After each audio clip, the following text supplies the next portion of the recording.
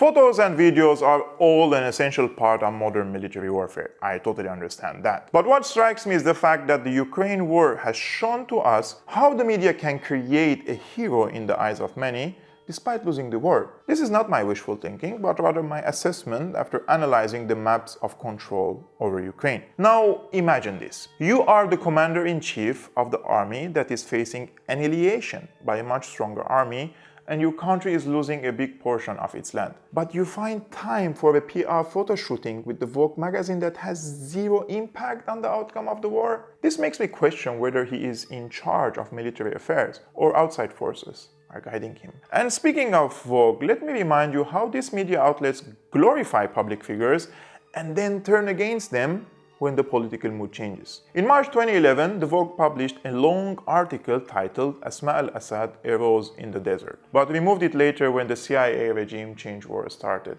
in Syria. In any way, while I was checking the reactions to Zelenskyy's photoshoot session, I came across this comment by Professor Adam Brumberg from Hamburg, which I think is worth sharing with you. This is everything that is wrong with the world and how dangerously photography can intersect with it. The idea of a conflict zone as a backdrop for Annie Leibovitz's shoot for Vogue magazine is vile. Posing the First Lady against a destroyed airplane in which people presumably died, depicting a politician as an iconic hero without any nuanced understanding of their function and complicity in this 150-day-old brutal war. A superficial, glossy depiction of a hero in the Hollywood mold. The whole way this conflict has been covered, from the hierarchy of empathy we witnessed in the way white refugees were embraced, to the cowboy and Indian gender analysis of the actual conflict. Somehow, deep inside, I think these pictures confirm our need for a binary understanding of the world as good and evil, for an outdated model of male heroes with their female enablers. All the while, the faceless and, for now, nameless youth die daily. Don't get me wrong, I'm not in any way supporting Putin, but this shoot fits into all the toxic, heteronormative patriarchal ideas that make war inevitable. What do you think of Bromberg's comment? Let me know.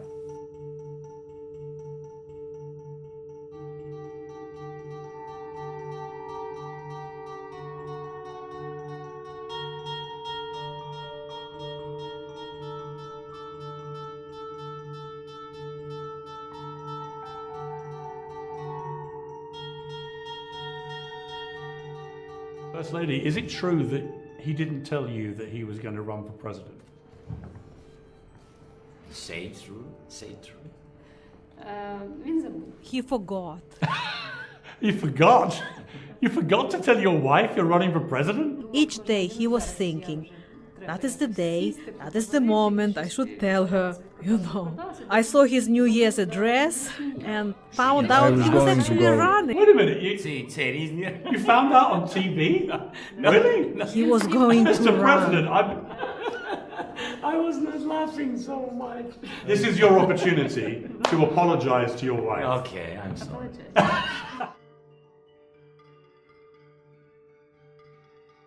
I've been your host, Georg Almacen of Syriana Analysis. If you like my reporting, please subscribe and hit the like button, as it really helps me with the algorithm of YouTube. And if you want to support my work, please become a patron. Link in the description below, and see you next time.